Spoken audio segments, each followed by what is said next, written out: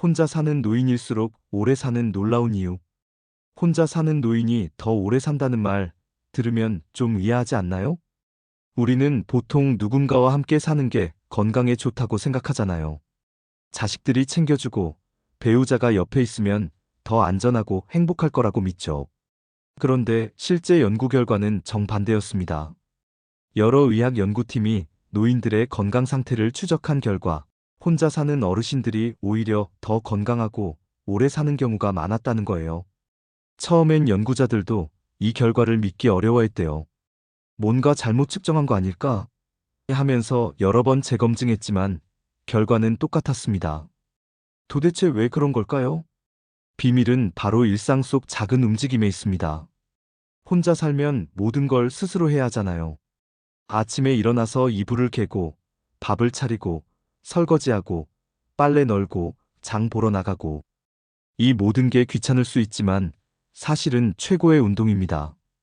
헬스장에서 러닝머신 위를 걷는 것보다 마트까지 걸어가서 장바구니를 들고 오는 게 몸에 훨씬 좋아요. 왜냐하면 실제 목적이 있는 움직임이거든요. 예를 들어볼게요. 75세 할머니가 계시는데 자식들이 엄마, 우리랑 같이 살아요 하고 모셔갔다고 쳐봅시다. 처음엔 좋죠. 효자 효녀들이 밥도 차려주고 청소도 해주고 뭐든 다 챙겨줍니다. 할머니는 그저 소파에 앉아서 TV만 보면 돼요. 편한 것 같지만 사실은 몸이 점점 굳어갑니다. 반면 혼자 사는 할머니는 어떨까요? 아침마다 일어나서 오늘 뭐 먹지? 고민하고 냉장고 뒤져서 재료 확인하고 가스레인지 앞에 서서 국 끓이고 밥 짓습니다. 이 과정만 해도 30분은 좋게 몸을 움직이는 거예요. 게다가 장 보러 나가면 동네 한 바퀴 도는 셈이고 계단 오르내리고 무거운 봉지 들고 오면서 자연스럽게 근력 운동까지 됩니다. 병원에서 어르신 하루 30분씩 걸으세요 하면 잘 안 지키는데 혼자 살면 저절로 그 이상 움직이게 돼 있어요. 이게 바로 첫 번째 이유입니다. 두 번째로 중요한 건 머리를 쓴다는 겁니다. 혼자 살면 모든 걸 스스로 결정해야 해요. 오늘 저녁은 뭘 해 먹지? 김치찌개? 아니면 된장찌개? 근데 김치가 좀 쉬어서 찌개보단 볶음밥이 낫겠네. 그럼 계란이 있나 확인해 봐야겠어. 이렇게 끊임없이 생각하고 판단합니다. 간단해 보이지만 이게 뇌를 엄청나게 자극하는 활동이에요. 뇌과학자들은 이런 일상적 의사결정이 치매 예방에 아주 효과적이라고 말합니다. 반대로 누군가 모든 걸 다 정해주고 챙겨주면 뇌는 점점 게을러져요.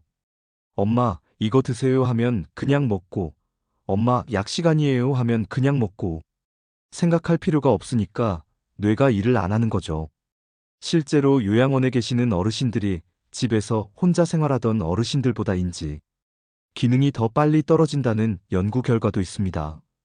모든 게 스케줄대로 돌아가고 정해진 시간에 식사하고 정해진 시간에 자니까 뇌가 할 일이 없어지는 거예요. 혼자 사는 어르신은 다릅니다. 내일은 병원 가는 날이니까 오늘 저녁엔 일찍 자야지. 그럼 낮잠은 짧게 자고 오후엔 좀 움직여야겠네. 이런 식으로 계속 계획을 세우고 조정합니다. 이게 곧 두뇌 운동인 거죠.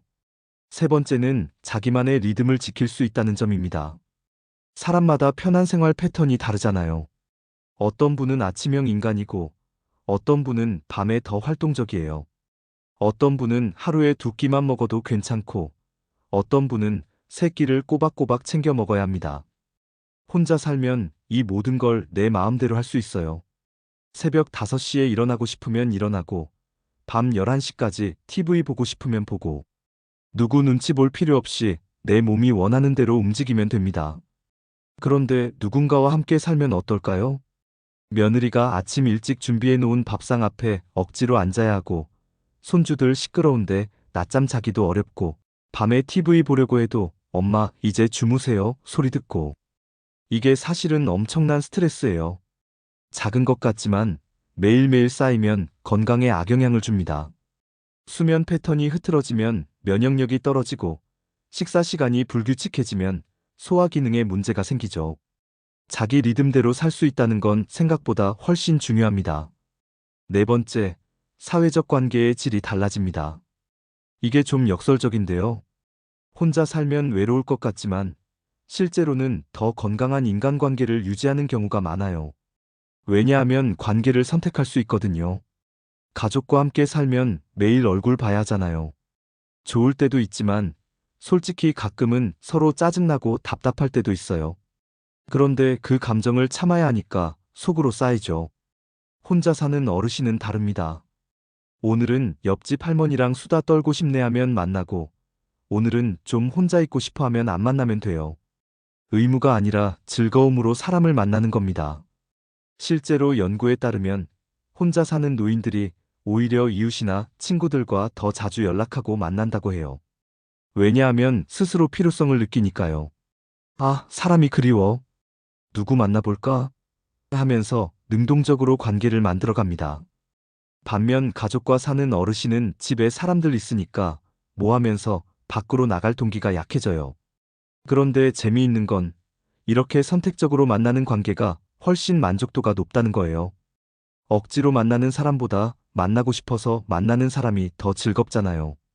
이게 정신 건강에도 좋고 결국 수명 연장으로 이어집니다. 다섯 번째는 자기 관리 능력입니다. 혼자 살면 내 건강은 내가 챙겨야 해요. 아무도 엄마 약 먹었어요? 물어봐 주지 않으니까 스스로 알람 맞춰놓고 챙깁니다. 혈압약, 당뇨약, 영양제 등등 복용 시간 다 외우고 있어야죠. 처음엔 귀찮지만 습관이 되면 자연스럽습니다. 그리고 이 과정에서 자기 몸 상태를 더 예민하게 알아차리게 돼요. 오늘따라 좀 어지러운데? 혈압이 높은가? 병원 가봐야겠네. 이렇게 몸의 신호를 빨리 캐치해서 대응합니다. 반대로 누군가 다 챙겨주면 어떨까요? 약 먹어요 하면 그냥 먹고 자기 몸 상태는 별로 신경 안 쓰게 돼요. 괜찮겠지? 뭐 하면서 넘기다가 문제가 커질 수 있습니다. 식단 관리도 마찬가지예요. 혼자 살면 요즘 콜레스테롤 높다고 했으니까 기름진 건 줄이고 채소 좀 더 먹어야지 하면서 스스로 조절합니다. 냉장고에 뭐가 있는지, 뭘 사야 하는지 다 알고 있으니까 건강한 선택을 하기 쉬워요. 운동도 그렇습니다. 오늘은 날씨 좋으니까 공원 한 바퀴 돌까? 하면서 자발적으로 움직입니다. 누가 시켜서 하는 게 아니라 내가 원해서 하는 거니까 꾸준히 지속돼요. 이런 자기 주도적 건강관리가 쌓이고 쌓여서 결국 장수로 이어지는 겁니다. 물론 혼자 사는 게 무조건 좋다는 건 아닙니다. 정말로 고립돼서 아무도 안 만나고 집에만 틀어박혀 있으면 그건 문제죠. 여기서 중요한 건 혼자 살지만 외롭지 않은 삶입니다. 실제로 오래 사는 어르신들을 보면 공통점이 있어요. 혼자 살지만 이웃들과 인사 잘하고 동네 경로당이나 복지관에 나가서 사람들 만나고 취미 생활도 즐기고 고립이 아니라 독립인 거죠. 스스로 할 수 있는 건 다 하면서도 필요할 땐 도움을 요청할 줄도 알고 사람들과 연결되어 있는 상태. 이게 바로 건강한 혼자 살기입니다. 어떤 90세 할머니는 이렇게 말씀하셨대요. 혼자 산다고 외로운 게 아니라 혼자 있는 시간을 즐기는 거지. 나는 내 집에서 내가 주인이야. 이게 얼마나 자유로운데? 이 말 속에 비밀이 다 들어있어요. 자율성, 주도성, 자유. 이런 것들이 노년의 삶의 질을 높이고 결국 더 오래 살게 만드는 겁니다. 연구자들은 이걸 성공적 노화라고 부릅니다. 나이가 들어도 스스로를 돌볼 수 있고 의미 있는 관계를 유지하고 목적의식을 가지고 살아가는 것. 혼자 살면서도 이런 요소들을 갖추면 그게 가장 건강한 노년입니다. 그러니까 혼자 사는 부모님 보고 우리랑 같이 살자고 무조건 모시려고만 하지 말고 한번 생각해 봐야 해요. 부모님이 정말 원하시는 게 뭔지, 어떤 방식의 삶이 더 행복하실지. 어쩌면 따로 살면서 자주 연락하고 가끔 방문하는 게 서로에게 더 좋을 수도 있습니다. 중요한 건 물리적 거리가 아니라 마음의 거리니까요. 혼자 살아도 괜찮아요. 아니, 어쩌면 혼자 사는 게 더 건강할 수도 있어요. 스스로 움직이고 생각하고 선택하고 관리하는 삶. 그게 바로 오래 사는 비결이었습니다.